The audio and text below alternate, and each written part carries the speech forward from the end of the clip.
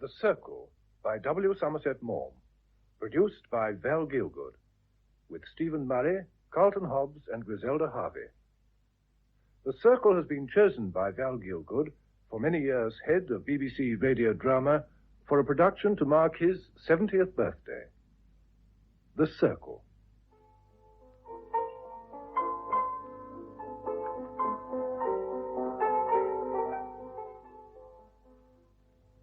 The play's action takes place in the early 1920s at Aston Adey, the beautiful period home of Arnold Champion Cheney, MP. Imagine a stately drawing room with fine pictures on the walls and period furniture. It is a place rather than a house.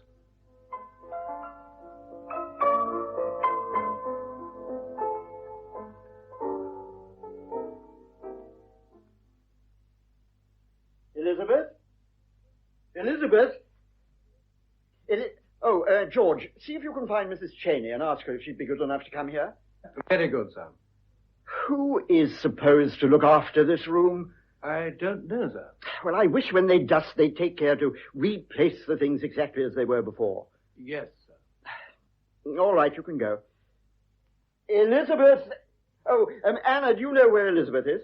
Oh, isn't she playing tennis, Arnold? No. Something very tiresome has happened. Oh? I wonder where the deuce she is. Oh, when do you expect Lord Porteous and Lady Kitty? They're motoring down in time for luncheon. Are you sure you want me to be here? Oh, yeah. It's not too late yet, you know. I can have my things packed and catch a train for somewhere or other. No, of course we want you. It'll make it so much easier if there are people here. It was exceedingly kind of you to come. Oh, nonsense. And I think it was a good thing to have Teddy Luton down. He's so, breezy, isn't he? Yes, that's his great asset. I don't know that he's very intelligent, but, you know, there are occasions when you want a bull in a china shop. Oh, my dear Elizabeth, I've been hunting for you everywhere. What have you been doing? Nothing. I've been standing on my head. My father's here. Where? At the cottage. He arrived last night. Damn. I wish you wouldn't say that, Elizabeth. If you're not going to say damn when a thing's damnable, when are you going to say damn? Well, I should have thought you could say, oh, bother, or something like that. But that wouldn't express my sentiments. Besides, at that speech day when you were giving away the prizes, you said there were no synonyms in the English language. I'm always willing to stand by anything I've said. There are no synonyms in the English language. In that case, I shall be regretfully forced to continue to say damn whenever I feel like it. I say, what about this tennis? Come in, Teddy. Husband and wife are having a scene. How splendid. What about? The English language. I wish you'd be serious, Elizabeth. The situation is none too pleasant. I think Teddy and I had better make ourselves scarce, Arnold. Nonsense. You're both in it. If there's going to be any unpleasantness, we want your moral support. That's why we asked you to come. Is anything up? Arnold's father arrived last night. Did he, by Jove? I thought he was in Paris. So did we all. He told me he'd be there for the next month. Have you seen him? No. He rang me up. It's a mercy he had a telephone put in the cottage. It would have been a pretty kettle of fish if he'd just walked in. Did you tell him Lady Catherine was coming? Of course not. I was flabbergasted to know he was here. And then I thought we'd better talk it over first. Is he coming along here? Yes. He suggested it. I couldn't think of any excuse to prevent him. Couldn't you put the other people off? Well, they're coming by car. They may be here any moment. It's too late to do that. Besides, it would be beastly. I knew it was silly to have them here. Elizabeth insisted. After all, she is your mother, Arnold. That meant precious little to her when she went away. You can't imagine it means very much to me now. It's 30 years ago. Seems so absurd to bear malice after all that time. I do not bear malice. But the fact remains that she did me the most irreparable harm. I can find no excuse for her. Have you ever tried Oh, to? my dear Elizabeth, it's no good going over all that again. The facts are lamentably simple. She had a husband who adored her, a wonderful position, all the money she could want, and a child of 5. And she ran away with a married man. Perhaps your mother couldn't help herself if she was in love. And had no sense of honor, duty, or decency? Oh, yes, under those circumstances, you can explain a great deal. That's not a very pretty way to speak of your mother. Well, I can't think of her as my mother. What you can't get over is that she didn't think of you. It gives me a little thrill when I think that she loved that man so much. She sacrificed her name, her position, and her child to him. I wonder if you realize what it was to grow up under the shadow of that horrible scandal. Everywhere, at school and at Oxford, and afterwards in London, I was always the son of Lady Kitty Cheney. Yes, I know, Arnold. It was beastly for you. Would have been bad enough if it had been an ordinary case. But the position of the people made it 10 times worse. My father was in the House then, and Porteous was Under-Secretary for Foreign Affairs, and very much in the public eye. My father always used to say he was the ablest man in the party. Everyone was expecting him to be Prime Minister. You can imagine what a boon it was to the British public. They hadn't had such a treat for a generation. The most popular song of the day was about my mother. Did you ever hear it? Naughty Lady Kitty. Thought it such a pity. Oh, Arnold, don't. And they never let people forget them. If they'd lived quietly in Florence and not made a fuss, the scandal would have died down. But those constant actions between Lord and Lady Porteous kept on reminding everyone. What were they having actions about? Well, of course, my father divorced his wife, but Lady Porteous refused to divorce Porteous. They were constantly wrangling in the law courts. Oh, I think it was monstrous of Lady Porteous. No, she knew he wanted to marry my mother, and she hated my mother. Can't blame her. It must have been very difficult for them. That's why they lived in Florence. Porteous has money, and they found people there who were willing to accept the situation. This is the first time they've ever come to England. My father will have to be told, Elizabeth. Yes. Has he ever spoken to you about Lady Kitty, Elizabeth? Never. I don't think her name has passed his lips since she ran away from this house 30 years ago. Oh, they lived here? Oh, naturally. There was a house party, and one evening neither Porteous nor my mother came down to dinner. The rest of them waited. They couldn't make it out. My father sent up to my mother's room, and a note was found on the pincushion. That's what they did in the Dark Ages. I think he took a dislike to this house from that horrible night. He never lived here again, and when I married, he handed the place over to me.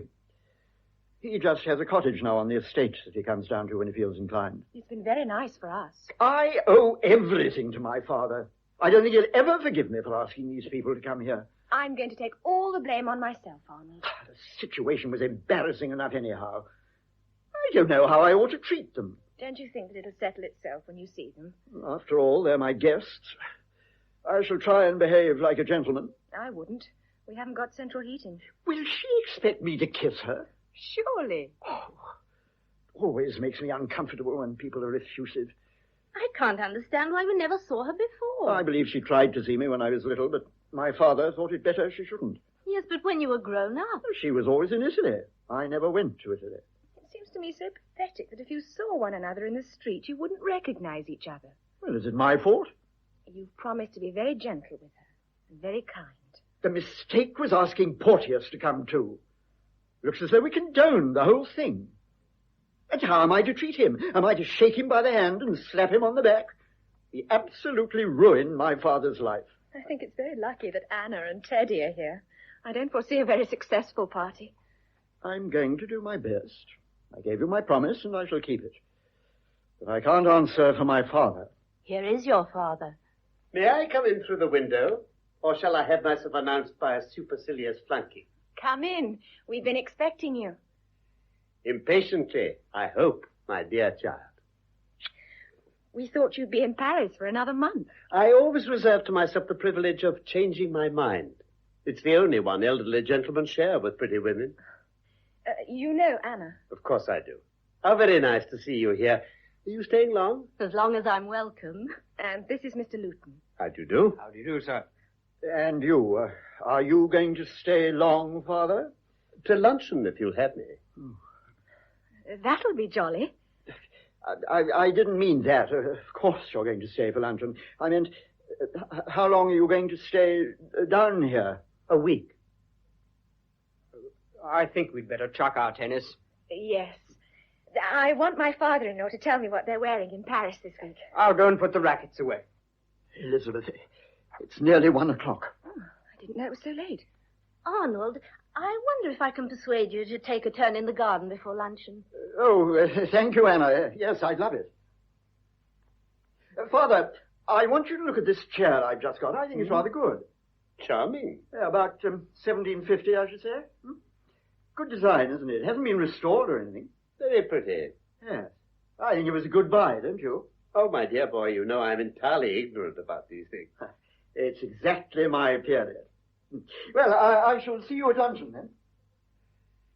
Who is that young man, Elizabeth?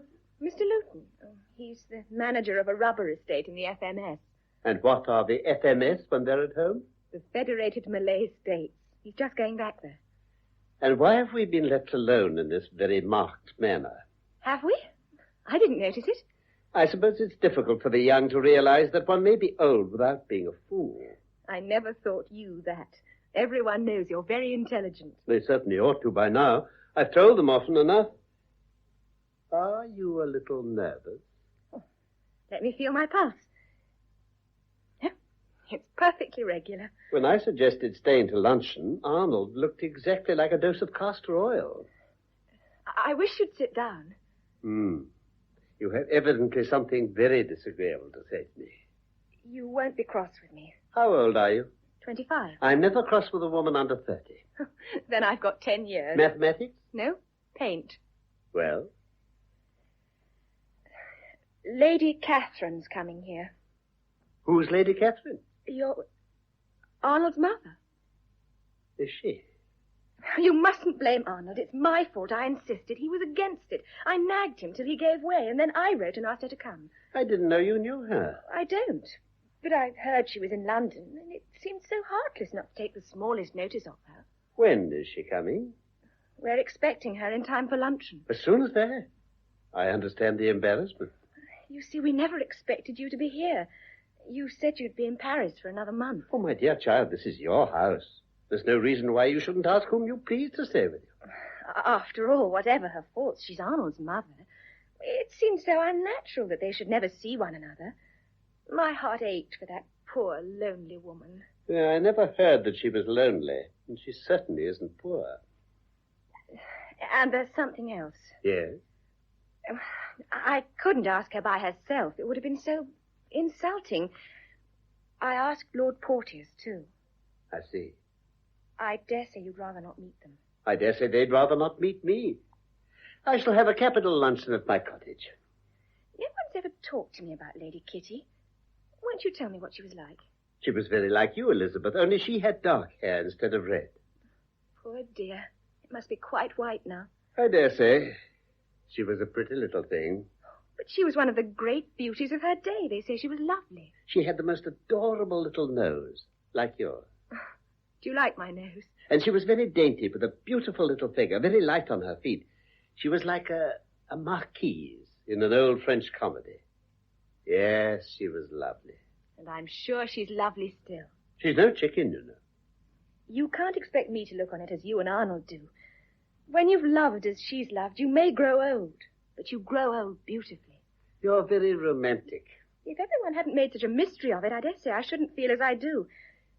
Oh, I know she did a great wrong to you and a great wrong to Arnold. I'm willing to acknowledge that. I'm sure it's very kind of you. But she loved and she dared. Romance is such an elusive thing. You read of it in books, but you seldom see it face to face. I can't help it if it thrills me. I'm painfully aware that the husband in these cases is not a romantic object. She had the world at her feet. You were rich, she was a figure in society, and she gave up everything for love. I'm beginning to suspect it wasn't only for her sake and for Arnold's that you asked her to come here. I seem to know her already. I think her face is a little sad, for a love like that doesn't leave you gay. It leaves you grave. But I think her pale face is unlined. It's like a child. My dear, how you let your imagination run away with you. I imagine her slight and frail. Frail, certainly. With beautiful thin hands and white hair. Well, you see, I never knew my mother. She died when I was a baby. I want Arnold's mother to be a mother to me. I've got so much to say to her. Are you happy with Arnold? Why shouldn't I be? I wonder what Hughie's like now.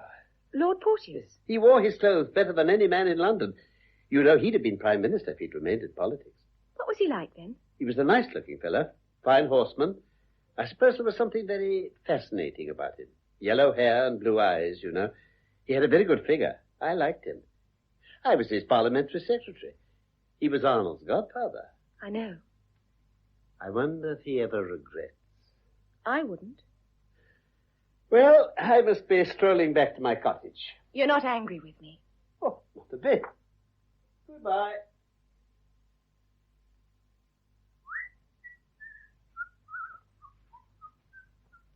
I saw the old blighter go. Oh, come in, Teddy. Everything all right? Oh, quite, as far as he's concerned. He's going to keep out of the way. Was it beastly? No, he made it very easy for me. He's a nice old thing. You were rather scared. A little. I am still. I don't know why. I guessed you were. I thought I'd come and give you a little moral support. Ah, it's grand here, isn't it? It is rather nice.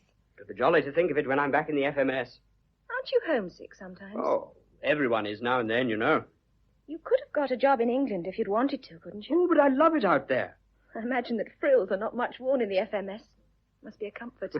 It's not much good being pretentious, where everyone knows exactly who you are and what your income is. What do you do with yourself all the time? Oh, one works like blazes. You have to be a pretty hefty fellow to be a planter. And then there's grand bathing. You know, it's lovely with palm trees all along the beach. And there's shooting. And now and then we have a little dance to a gramophone. I think you've got a young woman out there, Teddy. I haven't. But you'll have to marry and settle down one of these days, you know. I want to, but it's not a thing you can do lightly. I don't know why there more than elsewhere. Well, in England, if people don't get on, they go their own ways and jog along after a fashion. In a place like that, you're thrown a great deal on your own resources. Of course. Lots of girls come out because they think they're going to have a good time. But if they're empty-headed, then they're just faced with their own emptiness, and they're done. It's not a very alluring prospect. But if the woman's the right sort, she wouldn't exchange it for any life in the world. What sort is the right sort? A woman of courage and endurance and sincerity. Of course, it's hopeless unless she's in love with her husband.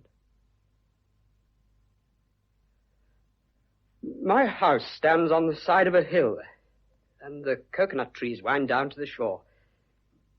Azaleas grow in my garden, and camellias, and all sorts of flowers. And in front of me is the winding coastline, and then the blue sea.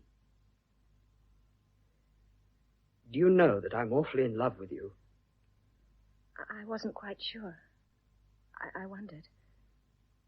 And you? Yes. I've never kissed you. I don't want you to. Elizabeth, they're coming. Well, who? Well, my dear, my mother, of course. The car's just coming up the drive. Oh, would you like me to clear No, out? no, for goodness sake, stay. Oh, well, we'd better go and meet them, Arnold. No, I think they'd much better be shown in. I feel simply sick with nervousness. Your guests have arrived. Yes, I know, Anna. I've given orders that luncheon should be served at once. Well, why? It's not 1:30 already, is it? Well, I thought it would help. When you don't know exactly what to say, you can always eat. Lady Catherine Champion Cheney, Lord Porteous. Elizabeth. Oh, what an adorable creature. Hughie, isn't she adorable? How do you do? Damnable roads you've got down here. My boy. I should have known you anywhere. That's not Arnold. Arnold's over there. The image of his father. I should have known him anywhere. My boy. Tell me, Arnold, would you have known me again? Have I changed? Well, I was only 5, you know, when I remember as if it were yesterday. I went up into your room. By the way, I always thought that nurse drank. Did you ever find out if she really did? How the devil can you expect him to know that, Kitty? You've never had a child, Hughie. How can you tell what they know and what they don't? This is Arnold, Lord Porteous. How do you do? And you, your father? Yes. Alive still? Yes? You must be getting on. Is he well? Very. He takes care of himself, I suppose. I'm not at all well. This damn climate doesn't agree with me. This is Mrs. Shenstone, Lady Kitty. How do you do? And this is Mr. Luton. I hope you don't mind a very small party. Oh, no, I shall enjoy it. I used to give enormous parties here. Political, you know. Oh, how nice you've made this room. Oh, that's Arnold. Do you like this chair? I've just bought it. It's exactly my period. It's a fake. What? I don't think it is for a minute. Leg's not right. Well, I don't know how you can say that. If there's anything right about it, it's the Oh, leg. I'm sure they're right. You know nothing whatever about it, Kitty. Well, that's what you think. I think it's a beautiful chair. Applewhite. No, Sheraton. Oh, I know. The school for scandal. Sheraton, my dear. Sheraton. Yes, that's what I say. Do you act, Elizabeth? Oh, I couldn't. I should be too nervous. I'm never nervous. I'm a born actress. Of course, if I had my time over again, I'd go on the stage. Hughie, do you think Arnold takes after me or after his father? Because I think he's the very image of me. What is the matter, Hughie? These new teeth of mine are so damned uncomfortable. Men are extraordinary. They can't stand the smallest discomfort. Why, a woman's life is uncomfortable from the moment she gets up in the morning till the moment she goes to bed at night. They don't seem to hold up properly. Well, that's not the fault of your teeth. That's the fault of your gums. Them rotten dentists, that's what's the matter. Well, I thought he was a very nice dentist. Told me my teeth would last till I was 50. Luncheon is served, sir. Would you like to see your rooms? We see our rooms after luncheon. I must powder my nose, Hughie. Hold right down here. I never saw anyone so inconsiderate. Keep us all waiting half an hour. I know you. Oh, well, peace at any price, as Lord Beaconsfield said. He said a lot of damn silly things, Kitty, but he never said that. Oh! What's the matter? Oh, my lipstick. Can't you find it? Well, I had it in the car, Hughie. You remember that I had it in the car. Oh, I don't remember anything about Well, it. for heaven's sake, send someone to look for it. I'll ring. No, I'm absolutely lost without my lipstick. Lend me yours, darling, will you? I'm afraid I haven't one. Has anyone here lost a diminutive utensil containing, unless I'm mistaken, a favorite preparation for the toilet? Oh, my lipstick. I found it in the drive and ventured to bring it in. Clive. You didn't recognize me, Kitty. It's many years since we met. My poor Clive, your hair's gone quite white. I hope you had a pleasant journey down from London, Kitty. You may kiss me, Clive. You don't mind, Hughie? Oh, And how are you, my dear Hughie? damned romantic, if you want to know. Filthy climate you have in this country. Oh, aren't you going to shake hands with me? You have no objection to shaking hands with you? You've aged, my poor Hughie. Someone was asking me how old you were the other day. Were they surprised when you told them? Surprised? They wondered you weren't dead. Did you ring, sir? No? Oh, yes. Well, it doesn't matter now. One moment. My dear Elizabeth, I've come to throw myself on your mercy. My servants are busy with their own affairs. There's not a thing for me to eat in my cottage. Oh, but we shall be delighted if you'd lunch with us. It either means that or my immediate death from starvation. You don't mind, Arnold? My dear father. Mr. Cheney will lunch here, George. And for God's sake, let's go in and eat it.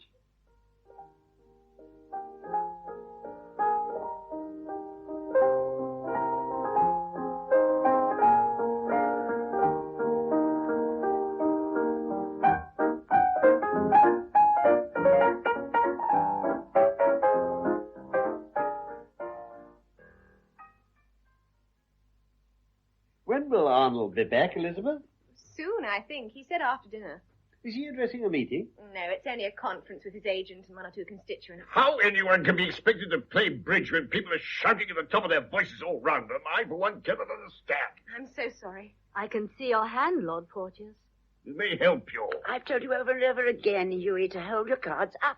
It ruins one's game when one can't help seeing one's opponent's hand. One isn't obliged to look. Elizabeth, what was Arnold's majority at the last election? Oh, 700 and something. He'll have to fight for it if he wants to keep his seat next time. Are we playing bridge or talking politics? I never find that conversation interferes with my game. You certainly play no worse when you talk than when you hold your tongue. I think that's a very offensive thing to say, Hughie. Just because I don't play the same game as you think I can't play. I'm glad you acknowledge it's not the same game as I play. Why in God's name do you call it bridge? I agree with Kitty. I hate people who play bridge as though they were at a funeral and knew their feet were getting red. Oh, of course, you take Kitty's part. That's the least he can do. I have a naturally cheerful disposition. You've never had anything to sour it. I don't know what you mean by that, Hughie. Must you trump my ace? Oh, was that your ace, darling? Yes, it was my ace. Oh, well, it was the only trump I had. I shouldn't have made it anyway. She needn't have told them that. Now she knows exactly what I've got. She knew before. How could she know? She said she'd seen your hand. Oh, I didn't. I said I could see it. Well, I naturally suppose that if she could see it, she did. Really, Kitty, you had the most extraordinary idea. Not at all. If anyone's such a fool as to show me his hand, of course I look at it. If you study the etiquette of bridge, you'll discover that onlookers are expected not to interfere with the game. My dear Huey, this is a matter of ethics, not of bridge. Anyhow, I get the game and rubber. I claim a revoke. Who revoked? You did. Nonsense. Never revoked in my life. I'll show you. Now, you threw a club on the third heart trick, and you had another heart. I never had more than 2 hearts. Oh, yes, you had. Look here. That's the card you played on the last trick but one. There's no doubt about it, Huey. You revoked. I tell you, I did not revoke. I never revoke. You did, Huey. I wondered what on earth you were doing. I don't know how anyone can be expected not to revoke when there's this confounded chatter going on all the time. Now I'm going to play patience. Well, I'm going to take a book and lie down in the hammock till it's time to dress. Would you like to come for a little stroll, Huey? Red Queen, what for? Exercise. I hate exercise. 7 goes on the 8, Huey. The 7 goes on the 8. I don't choose to put the 7 on the 8. And that knave goes on the queen. I'm not blind, thank you. The 3 goes on the 4. All these go over. Am I playing this patience or are you playing it? Go away, both of you. Irritate me. We're only trying to help you, Huey. I don't want to be helped. I want to do it by myself. I think your manners are perfectly deplorable, Huey. Simply mad me when you play patience and people won't leave you alone. We won't say another word. That 3 goes. I believe it's coming out. If I'd been such a fool as to put that 7 up, I shouldn't have been able to bring these down.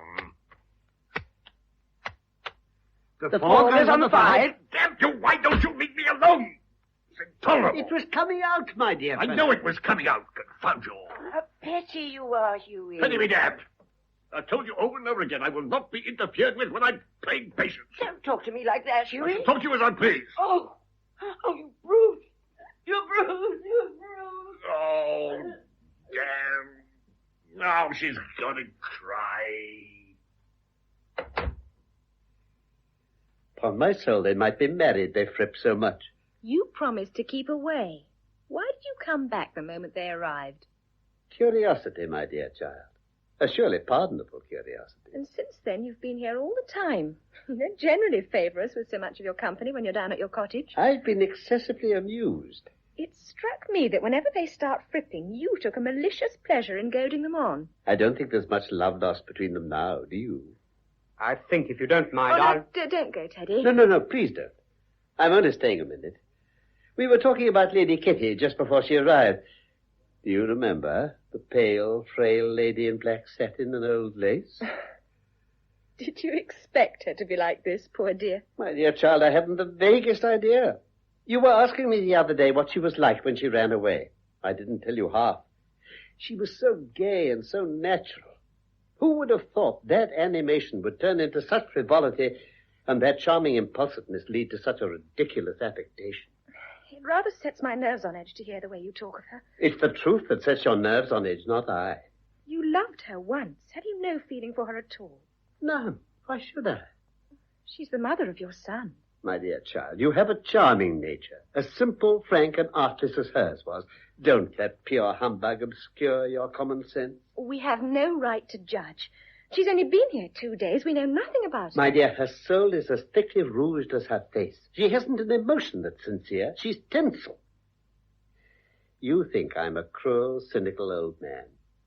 Why, when I think of what she was, if I didn't laugh at what she has become, I should cry. How do you know she wouldn't be just the same now if she'd remained your wife? Do you think your influence would have had such a salutary effect on her? I like you when you're bitter and rather insolent. Do you like me enough to answer my question? She was only 27 when she went away. She might have become anything. She might have become the woman you expected her to be. We are the creatures of our environment. She's a silly, worthless woman because she's led a silly, worthless life. You're horrible today. I don't say it's I who could have prevented her from becoming this ridiculous caricature of a pretty woman grown old. But life could. Here she would have had the friends fit to her station and a decent activity and worthy interests. There is no more lamentable pursuit than a life of pleasure. At all events, she loved, and she loved greatly. I have only pity and affection for her. And if she loved, what do you think she felt when she saw that she had ruined Hughie? Look at him. He was tight last night after dinner and tight the night before. I know. And she took it as a matter of course. How long do you suppose he's been getting tight every night? Do you think he was like that 30 years ago? Can you imagine that was a brilliant young man whom everyone expected to be Prime Minister? Look at him now. A grumpy, sodden old fellow with false teeth. You have false teeth, too. Yes, but damn it all, they fit. She's ruined him, and she knows she's ruined him. Why are you saying all this to me? Am I hurting your feelings? I think I've had enough for the present. I'll go and have a look at the goldfish. I want to see Arnold when he comes in.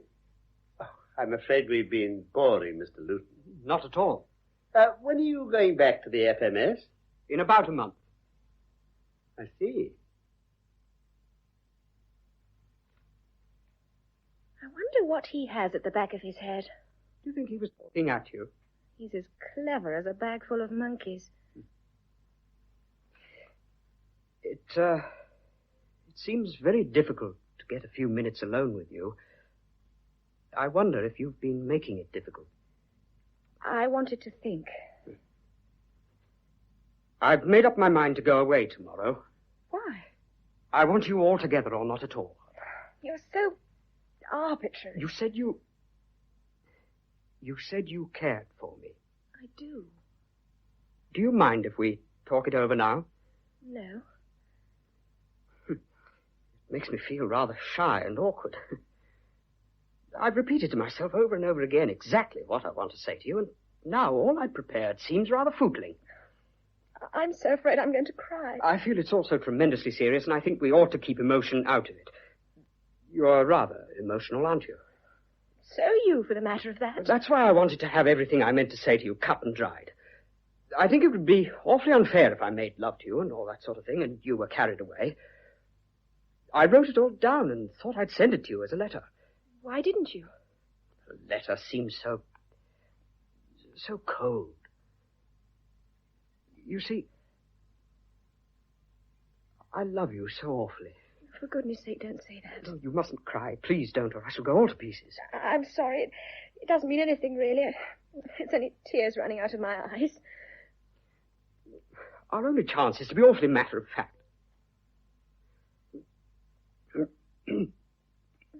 What's the matter? I've got a sort of lump in my throat. It's idiotic. I think I'll have a cigarette.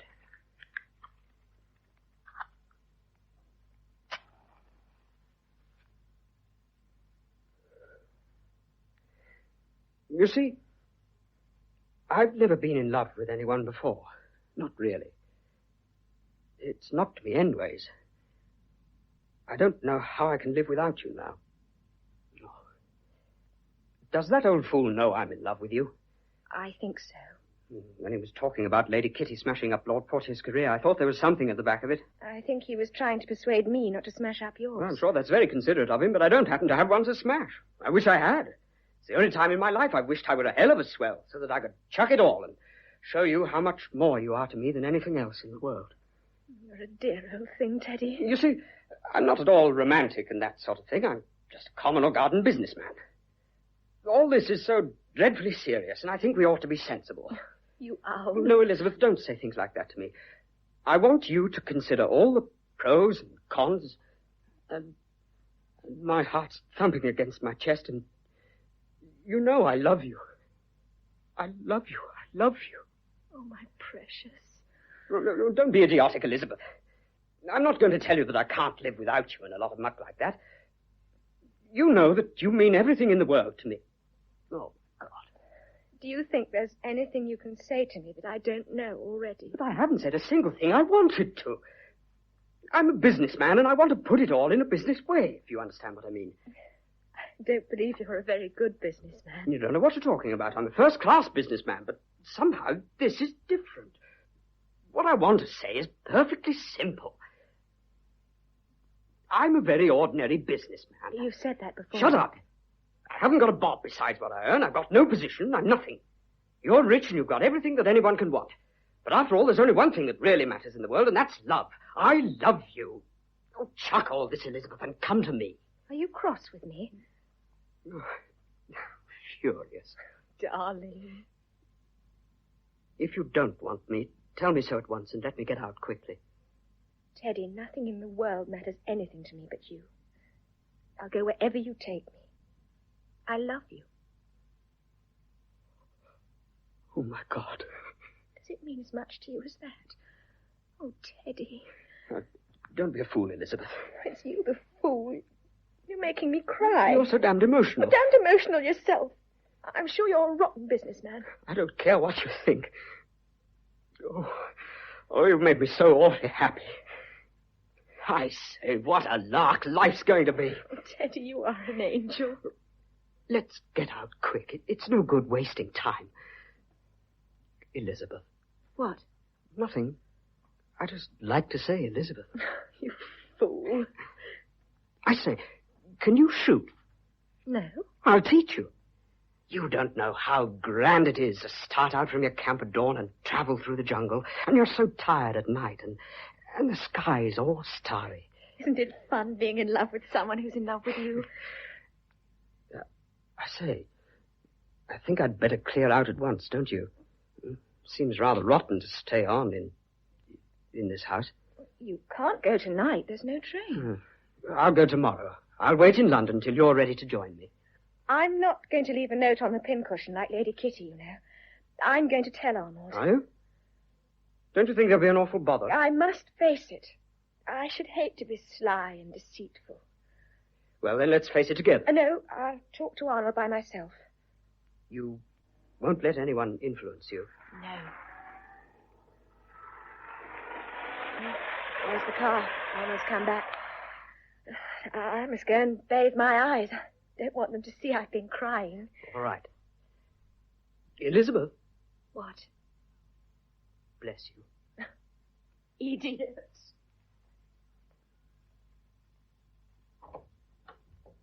Oh, hello, Mother. Oh, Arnold, I saw you come in. Well, we don't seem to have had 5 minutes by ourselves. I want to make your acquaintance, you know. I should like you to know that it's not by my wish that my father is here. Oh, but I'm so interested to see him. Oh, I was afraid that you and Lord Porteous must find it embarrassing. Oh, no. Hughie was his greatest friend. They were at Eton and Oxford together. I think your father's improved so much since I saw him last. Wasn't good-looking as a young man, but now he's quite handsome. Thank you. Life is really very quaint. Sad, of course, but oh, so quaint. Often I lie in bed at night and have a good laugh to myself as I think how quaint life is. I'm afraid I'm a very serious person. How old are you now, Arnold? 35. Are you really? Oh, of course, I was a child when I married your father. Really? You always told me you were 22. Oh, what nonsense. I was married out of the nursery. I put my hair up for the first time on my wedding day. Where is Lord Porteous? Oh, my dear, it sounds too absurd to hear you call him Lord Porteous. Why don't you call him Uncle Hughie? He doesn't happen to be my uncle. No, but he's your godfather. You know, I'm sure you'll like him when you know him better. I simply adore Elizabeth. She's too beautiful. Her hair is very pretty. It's not touched up, is it? Oh, no. Well, I just wondered. It's a rather coincidence that her hair should be the same colour as mine. I suppose it shows that your father and you are attracted by just the same thing. So interesting heredity, isn't it? Very. So, here is my father. Do I intrude? No, come in, Clive. Arnold and I have been having such a wonderful heart-to-heart talk. Very nice. Father, I've been looking at this chair again. Since Lord Porteous said the legs weren't right, I've been very uneasy. Oh, you only said that because he was in a bad temper. His temper seems to be very short these days, Kitty. Oh, it is. You feel he knows what he's talking about. I gave £75 for that chair. I'm very seldom taken in. I always think that if a thing's right, you feel it. Well, don't let it disturb your night's rest. But, my dear father, that's just what it does. I had a most horrible dream about it last night. Oh, here he is, Hughie. I'm going to fetch a book I have on old English furniture. There's an illustration of a chair which is almost identical with this one. Quite a family gathering, by George. I was thinking just now we'd make a very pleasing picture of a typical English home. I'll be back in 5 minutes. There's something I want to show you, Lord Porteous. Would you like to play piquet with me, Hughie? Not particularly. You were never much of a piquet player, were you? I think, Clive, you people don't know what piquet is in England. Let's have a game, then. You may make money. Let me tell you, Clive, I don't like your manner. I'm sorry for that. I'm afraid I can't offer to change it at my age. What you want to be hanging around here for? A natural attachment to my home. If you'd had an attack, you'd have kept out of the way while we're here. My dear Hughie, I don't understand your attitude at all. If I'm willing to let bygones be bygones, why should you object? Damn it all, they're not bygones. After all, I'm the injured party. How the devil are you the injured party? Well, you did run away with my wife, didn't you? Now, don't let's go into ancient history. I can't see why we shouldn't all be friends. I beg you not to interfere, Kitty. I'm very fond of Clive. You never cared 2 straws for Clive. You only say that to irritate me. Not at all. I don't see why he shouldn't come and stay with us. Oh, I'd love to. I think Florence in springtime is delightful. Have you central heating? I never liked you. I don't like you now. And I never shall like you. How very unfortunate, because I liked you. I like you now, and I shall continue to like you. There's something very nice about you, Clive. If you think that, why the devil did you leave him? Are you going to reproach me because I love you? How utterly detestable you are. No, don't quarrel with one Oh, another. it's all his fault. I'm the easiest person in the world to live with. But really, he tried the patience of a saint. Come, don't get upset, Kitty. When 2 people live together, there must be a certain amount of give and take. Would you have the very great kindness to mind your own business? It is his business. He naturally wants me to be happy. I have the very greatest affection for Kitty. Then why the devil didn't you look after her properly? My dear Hughie, you were my greatest friend. I trusted you. It may have been rash. It was inexcusable. I don't know what you mean by that, Hughie. Don't try to bully me, Kitty. Oh, I know what you mean. Then why the devil did you say you didn't? Well, when I think that I've sacrificed everything for that man, and for 30 years I've had to live in a filthy marble palace with no sanitary convenience. Do you mean to say that you haven't got a bathroom? I've had to wash in a tub. Oh, my poor Kitty, how you've suffered. Really, Kitty, I'm sick of hearing of the sacrifice you've made. I suppose you think I sacrificed nothing. I should have been Prime Minister by now if it hadn't been for you. Nonsense. What do you mean by that? Everyone said I should be Prime Minister. Shouldn't I have been Prime Minister, Clive? It was certainly the general expectation. I was the most promising young man of my time. I was bound to get a seat in the cabinet at the next election. Well, they'd have found you out just as I found you out. I'm sick of hearing that I ruined your career. You never had a career to ruin. Prime Minister. You haven't the brain. You haven't the character. Cheek, push, and a gift of the gab will serve very well instead, you know. Besides, in politics, it's not the men that matter. It's the women at the back of them. I could have made Clive a cabinet minister if I'd wanted to. Clive? With my beauty, my charm, my force of character, my wit, I could have done anything. Clive was nothing but my political secretary. When I was Prime Minister, I might have made him governor of some colony or other. Western Australia, say. Out of pure kindness. You think I would have buried myself in Western Australia with my beauty and my charm? Or Barbados, perhaps? Barbados. Barbados can go to Barbados. That's all you've got.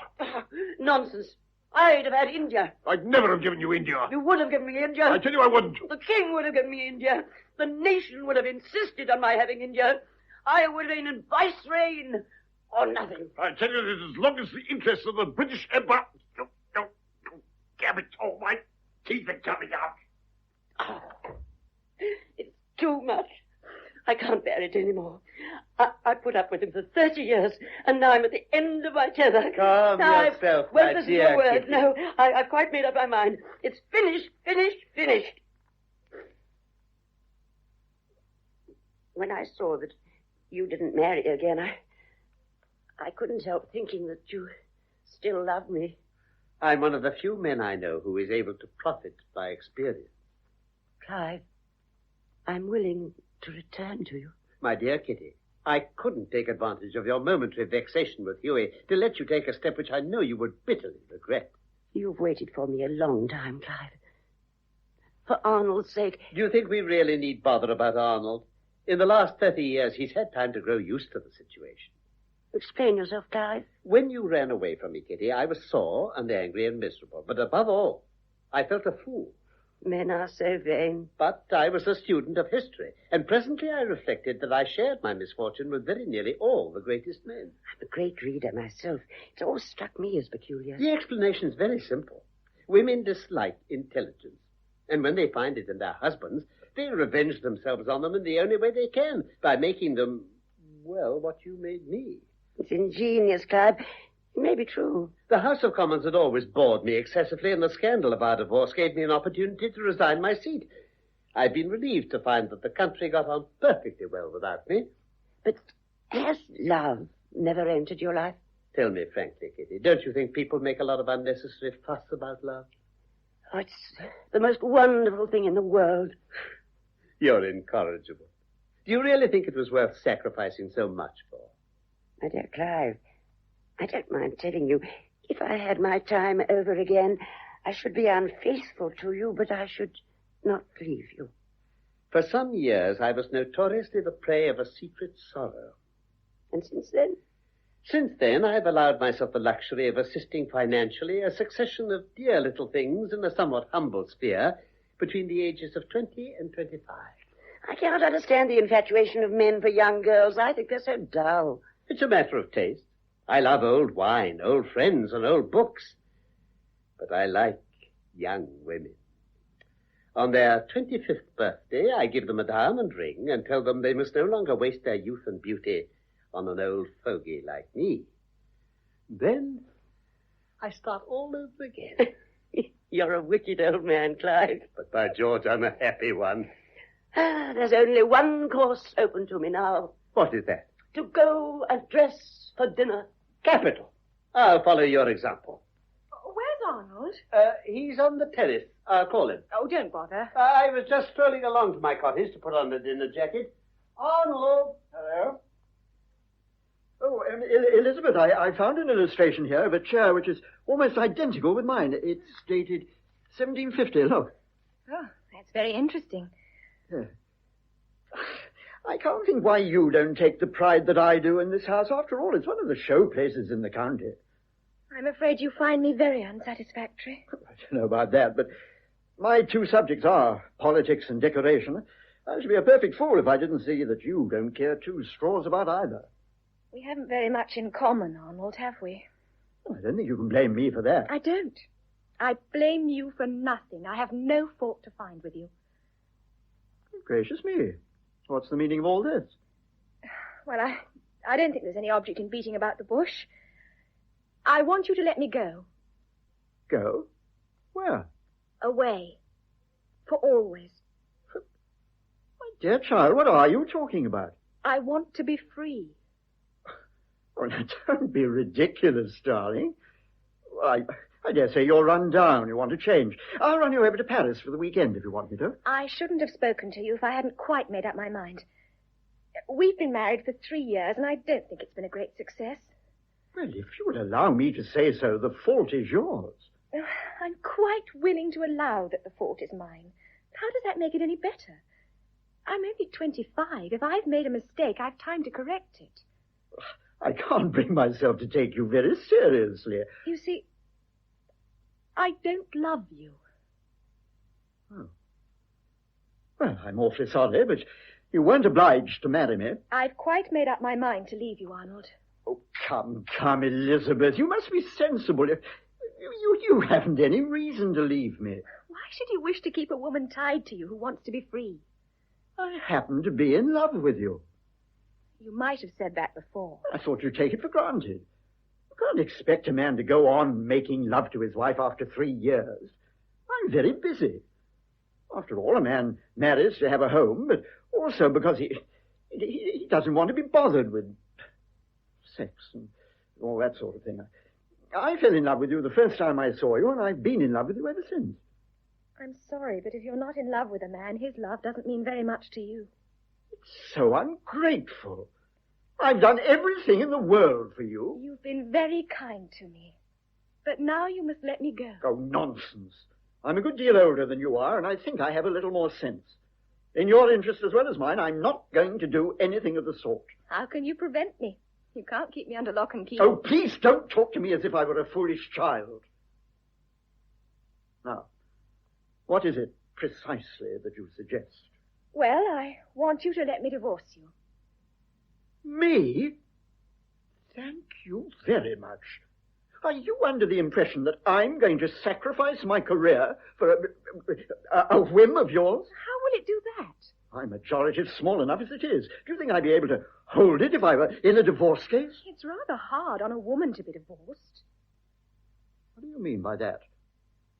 Are you in love with someone? Yes. Who? Teddy Luton. My poor child. Oh, how can you be so ridiculous? Well, he hasn't a bob. He's a perfectly commonplace young man. I've fallen desperately in love with him, Arnold. Well, you better fall desperately out. He wants to marry me. I dare say he does. He can go to hell. It's no good taking it like that.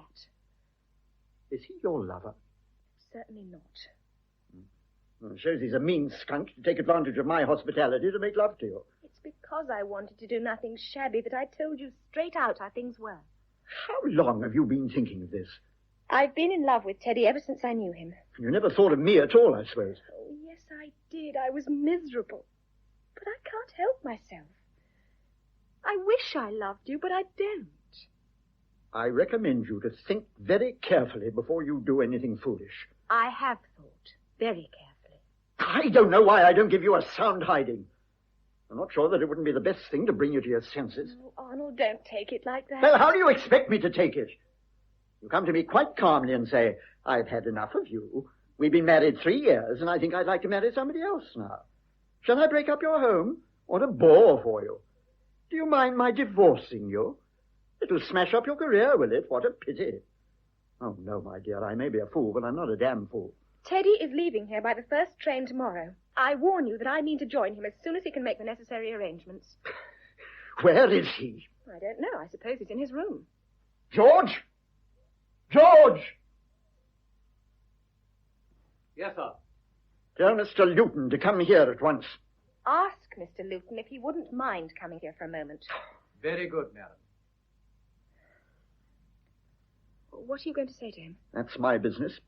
I wouldn't make a scene if I were you. I am not going to make a scene. Why did you insist on my mother coming here? It seemed really rather absurd to take up the attitude that I should be contaminated by her when you were proposing to do exactly the same thing. Well, now you've seen her. What do you think of her? Do you think it's been a success? Is that the sort of woman a man would like his mother to be? I've been ashamed. I've been so sorry. It all seemed dreadful and horrible. Well, this morning I happened to notice a rose in the garden. It looked all overblown and bedraggled. It was like a painted old woman. And I remembered that I'd looked at it a day or two ago. It was lovely then, fresh and blooming and fragrant. Well, it may be hideous now, but that doesn't take away from the beauty it had once. That was real. Poetry, by God, as if this were the moment for poetry. Did you want me, Elizabeth? I sent for you. When will it be convenient for you to leave this house? I was proposing to go tomorrow morning, but I can very well go at once if you like. I do like. Very well. Is there anything else you wish to say to me? Do you think it was very honorable to come down here and make love to my wife? No, I don't. I haven't been very happy about it. That's why I wanted to go away. Upon my word, you're cool. I'm afraid it's no good saying I'm sorry and that sort of thing. You know what the situation is. Is it true that you want to marry Elizabeth? Yes. I should like to marry her as soon as ever I can. Have you thought of me at all? Has it struck you that you're destroying my home and breaking up my happiness? I don't see how there could be much happiness for you if Elizabeth doesn't care for you. Well, let me tell you that I refuse to have my home broken up by a tuppenny-halfpenny adventurer who takes advantage of a foolish woman. I refuse to allow myself to be divorced. I can't prevent my wife from going off with you if she's determined to make a damn fool of herself. But this I tell you, nothing will induce me to divorce her. Arnold, that would be monstrous. We could force you. How? If we went away together openly, you'd have to bring an action. 24 hours after you leave this house, I shall go down to Brighton with a chorus girl, and neither you nor I will be able to get a divorce. We've had enough divorces in our family. And now get out! Get out! Get out!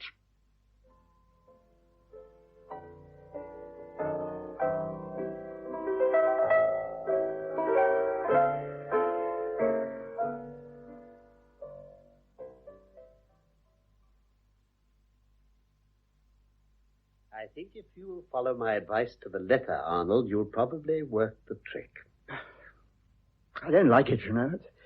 It's against all my principles. My dear Arnold, we all hope that you have before you a distinguished political career. You can't learn too soon that the most useful thing about a principle is that it can always be sacrificed to expedience. Supposing it doesn't come off. A woman will always sacrifice herself if you give her the opportunity. It's her favorite form of self-indulgence. I never know whether you're a humorist or a cynic, Father. I'm neither, my dear boy. I'm merely a very truthful man. But people are so unused to the truth that they're apt to mistake it for a joke or a sneer. It seems so unfair that this should happen to me. Keep your head, my boy, and do what I tell you. Here they are. Where's Lord Porteous? He's on the terrace. He's smoking a cigar. Hughie? Yes? Where's Mrs. Shenstone? Oh, she had a headache. She's gone to bed. Arnold and I have just been down to my cottage. I wondered where you'd gone. I came across an old photograph album this afternoon. I meant to bring it along before dinner, but I forgot, so we went and fetched it. Oh, do let me see it. I love old photographs. Aren't their clothes funny? That's Mrs. Langtry. She has a lovely nose. Oh, she was the most wonderful thing you ever saw. Dowagers used to jump on chairs in order to get a good look at her when she came into a drawing room. And who's that? Oh, Lady Lonsdale. That's Lady Dudley. This is an actress, isn't it? It is indeed. Ellen Terry. By George, how I loved that woman. Dear Ellen Terry. There's Lady Randolph. I think it's too sweet. I love their absurd bustles and those tight sleeves. What figures they had. In those days, a woman wasn't supposed to be as thin as a rail and as fat as a pancake. Oh, what a lovely little thing. Who on earth's that? That? She looks so fragile, like a piece of exquisite china. All those furs and her face up against her mouth and the snow falling. Yes, there was quite a rage at that time for being taken in an artificial snowstorm. What a sweet smile. So roguish and frank and debonair. I wish I looked like that. Do tell me who it is. Don't you know? No? Why, it's Kitty. Lady Kitty? Oh, my dear, do look. It's too ravishing. Why didn't you tell me you looked like that? Everybody must have been in love with you. My dear, what's the matter? What have I done? I'm so sorry. Don't talk to me. Leave me alone. It's stupid of me, sir. Come out on the terrace, Elizabeth. Did you do that on purpose?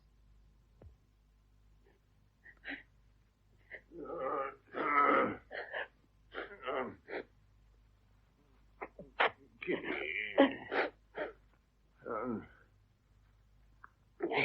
I'm afraid I was very rude to you before dinner, Kitty. It doesn't matter, Hughie. I'm sure I was very exasperated. I didn't mean what I said, you know. No, neither did I. Of course, I know. I never have been Prime Minister. How can you talk such nonsense, Hughie? No one would have had a chance if you'd remained in politics. You know, I haven't the character. You've more character than anyone I've ever met. Besides, I don't know that I much wanted to be Prime Minister. Oh, but I should have been so proud of you. Of course you'd have been Prime Minister. I'd have given you India, you know. I think it'd have been a very popular appointment. I don't care tuppence about India. I'd been quite content with Western Australia. My dear, you don't think I'd let you bury yourself in Western Australia? Oh, Barbados. Never. Kept you in London. Hello. Photographs. No. Don't look. No, don't be silly. Isn't it hateful to grow old?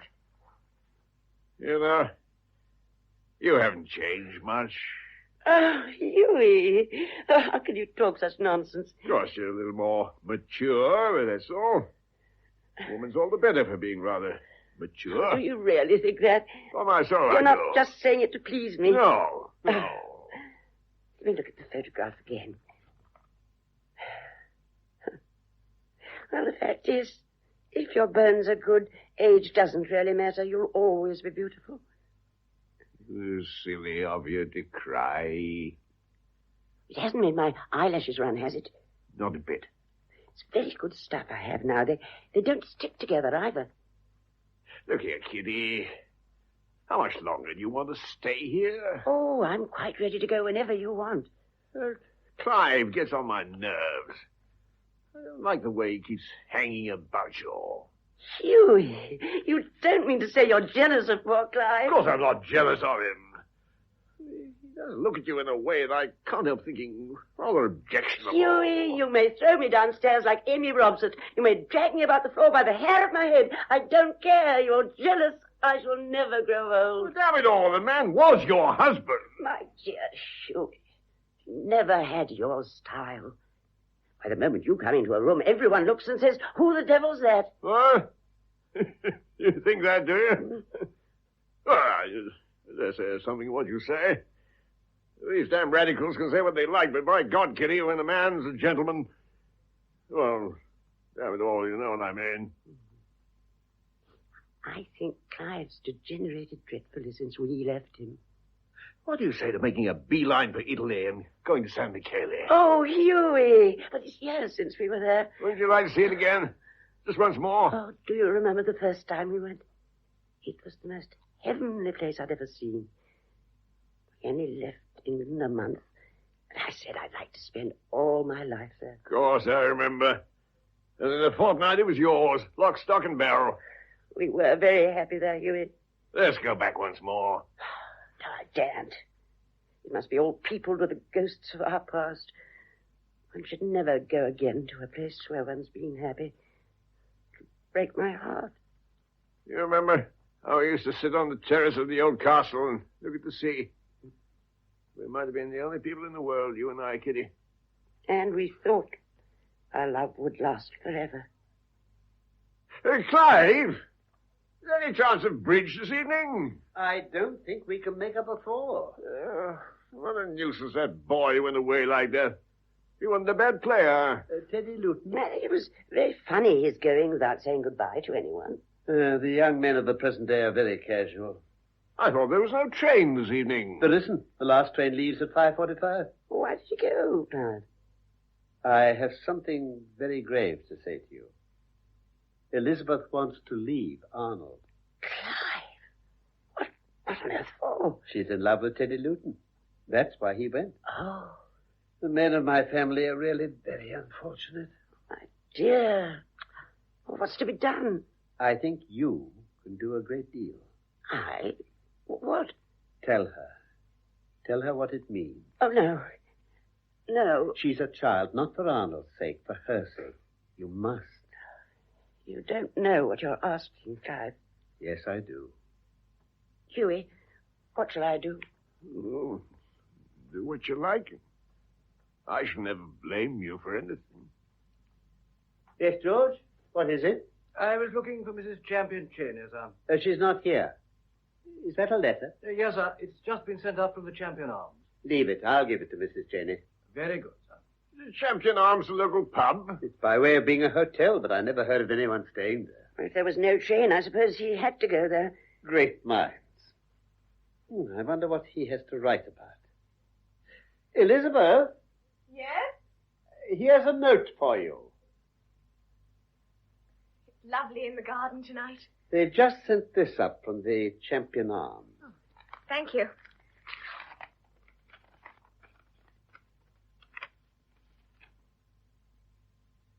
Oh. Hughie, I wish you'd fetch me a cloak. I'd like to take a little stroll in the garden, but after 30 years in Italy, I find these English summers rather chilly. Very well, my dear. I want to talk to Elizabeth, Clive. I'll leave you. What does he say? Who? Mr. Luton. They've told you? Yes. And now they have. I think I knew it all along. I don't expect you to have much sympathy for me. Arnold's your son. So pitifully little. I'm not suited for this sort of existence. Arnold wants me to take what he calls my place in society. I get so bored with those parties in London. Are you very much in love with Mr. Luton? I love him with all my heart. And he? He's never cared for anyone but me. He never will. Will Arnold let you divorce him? No, he won't hear of it. He refuses even to divorce me. Why? He thinks a scandal will revive all the old gossip. Oh, my poor child. It can't be helped. I'm quite willing to accept the consequences. You don't know what it is to have a man tied to you only by his honor. When married people don't get on, they can separate. But if they're not married, it's impossible. It's a tie that only death can sever. If Teddy stopped caring for me, I shouldn't want him to stay with me for 5 minutes. One says that when one's sure of a man's love. But when one isn't anymore, it's so different, Elizabeth. In those circumstances, one's got to keep a man's love. It's the only thing one has. I'm a human being. I can stand on my own feet. Have you any money of your own? None. Well, then how can you stand on your own feet? You think I'm a silly, frivolous woman. But I've learned something in a bit of school. When you come down to bedrock, it's the man who pays the piper who calls the tune. Woman will only be the equal of man when she earns her living in the same way that he does. I don't want luxury. You mean that if need be you could earn your own living? Yes. What could you be? Nurse or typist? It's nonsense. Luxury saps a woman's nerve, and when she's known it once, it becomes a necessity. That depends on the woman. Oh, when we're young, we think we're different from everyone else.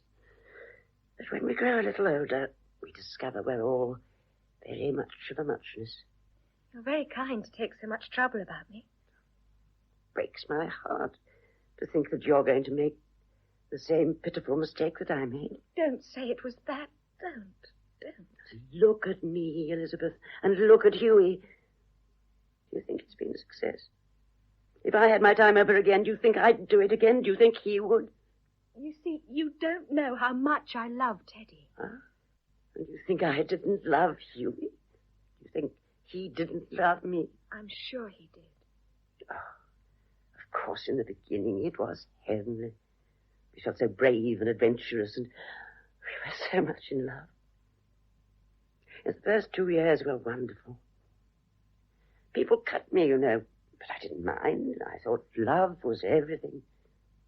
It is a little uncomfortable when you come upon an old friend and go towards her eagerly, so glad to see her, and are met with an icy stare. Do you think friends like that are worth having? Well, at first I thought it was rather a relief, because it threw Hughie and me together more. But, you know, men are very funny. Even when they are in love, they're not in love all day long. They want change, recreation. I'm not inclined to blame them for that, poor dears. Then we settled in Florence. And because we couldn't get the society we'd been used to, we became used to the society we could get. Loose women, vicious men, snobs who like to patronize people with a handle to their names. And then Hughie began to hanker after his old life. He wanted to go big game shooting. But I daren't let him go. I was afraid he'd never come back. But you knew he loved you. My dear, believe me, it's no joke when you have to rely on yourself to keep a man. I could never afford to grow old. My dear, I'll tell you a secret that I've never told to a living soul. What's that? My hair is not naturally this color. Really? Oh, touch it up. Well, you'd never have guessed, would you? Never. Well, nobody does. But, my dear, it's white. Prematurely, of course, but white. However tired I've been, I've had to be brilliant and gay. I've never let Hughie see the aching heart behind my smiling eyes. You poor dear. And when I saw he was attracted by someone else, the fear and jealousy that seized me, I didn't dare to make a scene as I should have done if I'd been married. I had to pretend not to notice. But do you mean to say he fell in love with anyone else? Well, of course he did eventually. You must have been very unhappy. I was. Dreadfully. Night after night, I sobbed my heart out when Hughie told me he was going to play cards at the club, and I knew he was with that odious woman. Of course, It wasn't as if there weren't plenty of men who were anxious to console me. Of course, I can quite understand that. But I had my self-respect to think of. Whatever Hughie did, I would do nothing I should regret. You must be very glad now. And notwithstanding all my temptations, I have been absolutely faithful to Hughie. In spirit. I don't think I understand what you mean. Well, there was an Italian boy who was so desperately in love with me that his mother was afraid he'd go into a consumption. What could I do? Those Italians are so passionate. They had such beautiful eyes. But I think that's dreadful. Are you shocked? One sacrifices one's life for love, and then one finds that love doesn't last. The tragedy of love isn't death or separation. One gets over them. The tragedy of love is indifference. Oh, Elizabeth, can I have a little talk with you? Of course. Shall we go for a stroll in the garden? If you like, Arnold. No, stay here. I'm going out anyway. I want you to listen to me for a few moments, Elizabeth. I was so taken aback by what you told me just now that I lost my head. I was rather absurd, and I beg your pardon. I said things that I regret. Oh, don't blame yourself. I'm sorry that I should have given you occasion to say them. I want to ask you if you've quite made up your mind to go. Quite. Just now, I seem to have said all that I didn't want to say, and nothing that I did. I'm stupid and tongue-tied. I never told you how deeply I loved you. Oh, Arnold. I'm tactless and neglectful, but I do ask you to believe that it hasn't been because I didn't love you. When I see you at a party so fresh and lovely and everybody wondering at you, I have a sort of little thrill because you're mine, and afterwards I shall take you home. Oh, Arnold, you're exaggerating. I can't imagine this house without you. Oh, Elizabeth, don't you love me at all? It's much better to be honest. No. But does my unhappiness mean nothing to you? Of course it does. It breaks my heart. You see, I never knew I meant so much to you. I'm so touched. And I'm so sorry, Arnold, really sorry, but I can't help myself. My poor child, it's cruel of me to torture you. Oh, Arnold, believe me, I have tried to make the best of it. I've tried to love you, but I can't. After all, one either loves or one doesn't. Trying's no help. So afraid you'll be unhappy. So afraid you'll regret. I hope you'll forget me and all the unhappiness I've caused you. Elizabeth? Yes? If you love this man and want to go to him, I'll do nothing to prevent you. My only wish is to do what is best for you. Arnold, that's awfully kind of you. If I'm treating you badly, at least I want you to know that I'm grateful for all your kindness to me. But there is one favor I should like you to do for me. Will you? Oh, Arnold, of course I'll do anything I can. You've been used to a certain amount of luxury, and I can't bear to think that you should do without anything that you've had. Oh, but Teddy can earn enough for our needs. I'm afraid my mother's life hasn't been very easy, but it's obvious that the only thing that's made it possible is that Porteous was rich. I want you to let me make you an allowance of $2,000 a year. No, I couldn't think of it. It's absurd. I beg you to accept it. You don't know what a difference it will make. It's awfully kind of you, Arnold. It humiliates me to speak about it. Nothing would induce me to take a penny from you. Well, you can't prevent me from opening an account at my bank in your name. The money shall be paid in every quarter, whether you touch it or not, and if you happen to want it, it will be there, waiting for you. You overwhelm me, Arnold. There's only one thing I want you to do for me. I should be very grateful if you would divorce me as soon as you possibly can. No, I won't do that. But I'll give you cause to divorce me. You? But, Arnold, your seat in your political career.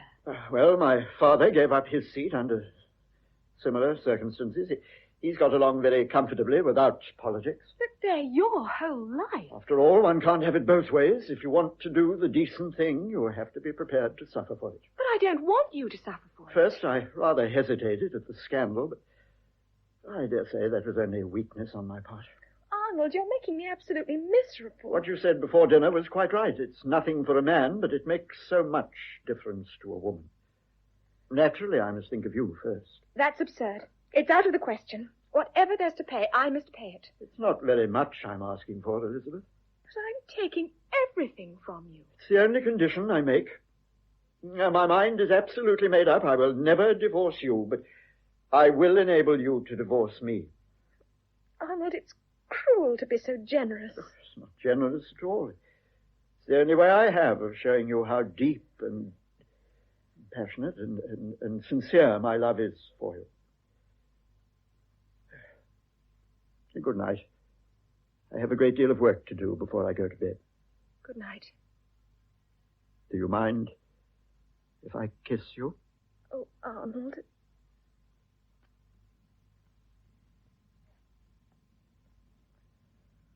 You alone, Elizabeth?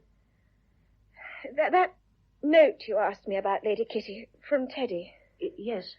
He wanted to have a talk with me before he went away. He's waiting for me at the end of the terrace. Would Lord Porteous mind going and asking him to come here? Certainly. Forgive me for troubling you, but it's very important. No trouble at all. Hugh and I'll leave you alone. Oh, but I don't want to be left alone. I want you to stay. What are you going to say to him? Please don't ask me questions. I'm so frightfully unhappy. Oh, my dear child. No, isn't life rotten? Why can't one be happy without making other people unhappy? I brought him. He said he'd be damned if he'd come. When a lady sent for him. Are these the manners of the young men of today? When you've been solemnly kicked out of a house once, I think it seems rather pushing to come back again as though nothing had happened. Teddy, I want you to be serious. Darling, I had such a rotten dinner at that pub. If you asked me to be serious on the top of that, I should cry. Don't be idiotic, Teddy. I'm so utterly wretched. What is it? I can't come away with you, Teddy. Why not? I don't love you enough. Fiddle. Don't say fiddle to me. I shall say exactly what I like I to won't you. be bullied. Now, look here, Elizabeth. You know perfectly well that I'm in love with you, and I know perfectly well that you're in love with me, so what are you talking nonsense for? I can't say it if you're cross with me. I'm not cross with you, silly. Oh, it's harder still when you're being rather an owl. Am I mistaken in thinking you're not very easy to please? Now, tell me exactly what you want to say. By the way, do you want Lady Kitty and Lord Porteous to be here? Yes. Elizabeth asked us to stay. Oh, I don't mind, bless you. I only thought you might feel rather in the way. A gentlewoman never feels in the way, Mr. Luton. Teddy, listen. It wasn't true when I said I didn't love you. Of course I love you. But Arnold loves me, too. I didn't know how much. What has he been saying to you? He's been very good to me and so kind. I didn't know he could be so kind. He offered to let me divorce him. That's very decent of him. But don't you see? It ties my hands. How can I accept such a sacrifice? I should never forgive myself if I profited by his generosity. You're not in love with Arnold. You're in love with me. It's idiotic to sacrifice your life for a slushy sentiment. After all, I did marry him. Well, you made a mistake. Marriage without love is no marriage at all. I made the mistake. Why should he suffer for it? If anyone has to suffer, it's only right that I should. What sort of life do you think it would be with him?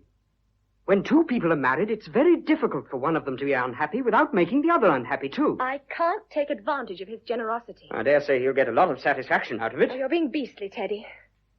He was simply wonderful. I never knew he had it in him. You're talking rot, Elizabeth. I wonder if you'd be capable of acting like that. Acting like what? What would you do if I were married to you and came to you and told you I loved somebody else and wanted to leave you? You have very pretty blue eyes, Elizabeth. I'd black first one and then the other, and after that we'd see. You damned brute. Well, I've often thought I wasn't quite a gentleman. Had it never struck you? You know, you're taking an unfair advantage of me. I feel as if I came to you quite unsuspectingly, and when I wasn't looking, you kicked me on the shins. Don't you think we'd get on rather well together? Oh, Elizabeth's a fool if she don't stick to her husband. It's bad enough for the man, but for the woman, it's damnable. I hold no brief for Arnold. He plays bridge like a foot. Saving your presence, Kitty, I think he's a prig. Oh, poor dear, his father was at his age. I dare say he'll grow out of it. But you stick to him, Elizabeth, stick to him. Man's a gregarious animal. We're members of a herd. If we break the herd's laws, we suffer for it. We suffer damnably. Elizabeth, my dear child, don't go. It's not worth it. It's not worth it. I tell you that. And I've sacrificed everything to love. I'm afraid. Elizabeth. I can't face it. It's asking too much of me. Let's say goodbye to one another, Teddy.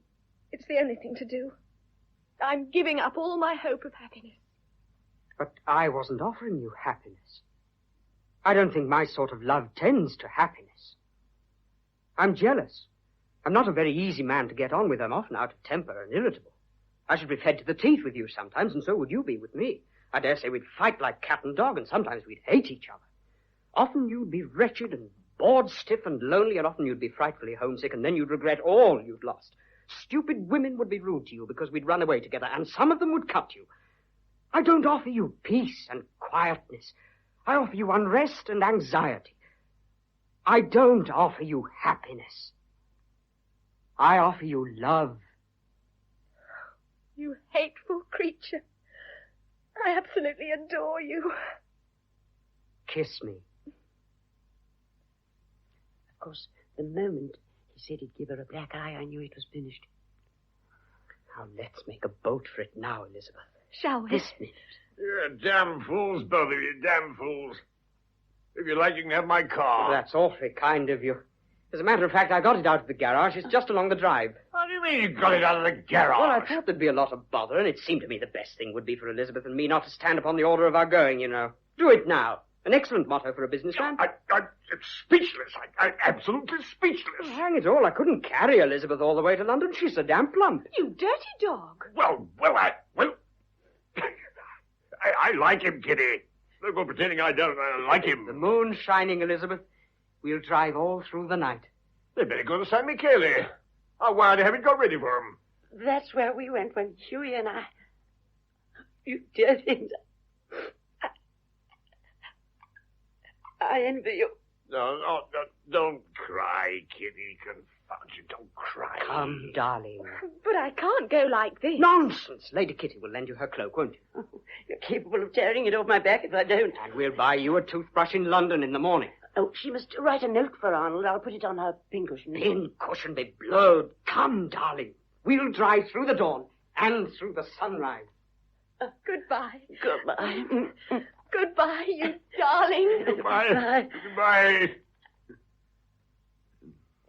Oh, Hughie, how it all comes back to me. Will they suffer, or we suffered? And have we suffered all in vain? My dear, I don't know that in life it matters so much what you do as what you are. No one can learn by the experience of another because those circumstances are quite the same. If we made rather a hash of things, perhaps it was because we were rather trivial people. You can do anything in this world if you're prepared to take the consequences.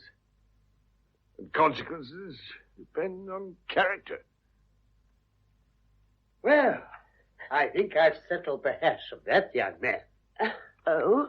You have to get up very early in the morning to get the better of your humble servant. What is that? It sounds like a car. I expect it's your chauffeur, taking one of the maids for a joyride. Whose hash are you talking about? Mr. Edward Luton's, my dear Hughie. I told Arnold exactly what to do, and he's done it. What makes a prison? Why, bars and bolts. Remove them, and a prisoner won't want to escape. Clever, I flatter myself. Yeah, you were always that, Clive. At the moment, you're obscure. I told Arnold to go to Elizabeth and tell her she could have her freedom. I told him to sacrifice himself all along the line. I know what women are. The moment every obstacle was removed to her marriage with Teddy Luton, half the allurement was gone. Arnold did that. He followed my instructions to the letter. I've just seen him. She's shaken. I'm willing to bet. Bet? £500 to a penny that she won't bolt. A downy old bird, eh? Downy's the word. Downy.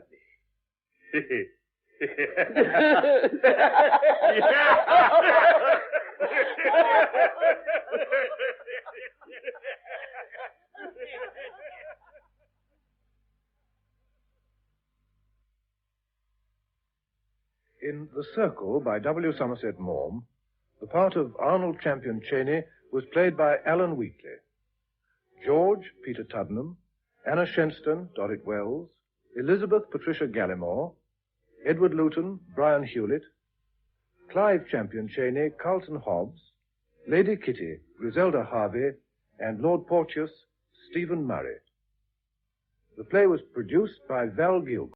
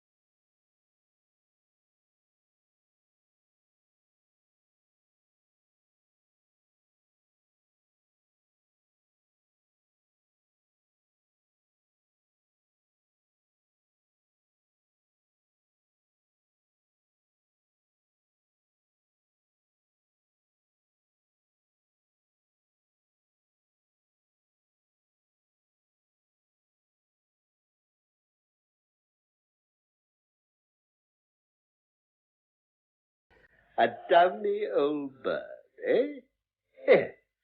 Downy's the word. Downy.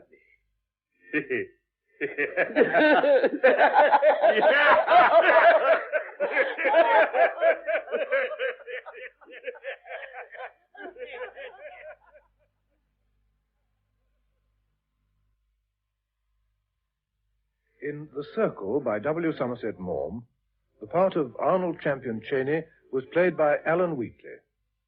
George, Peter Tuddenham, Anna Shenstone, Dorrit Wells, Elizabeth Patricia Gallimore, Edward Luton, Brian Hewlett, Clive Champion Cheney, Carlton Hobbs, Lady Kitty, Griselda Harvey, and Lord Porteous, Stephen Murray.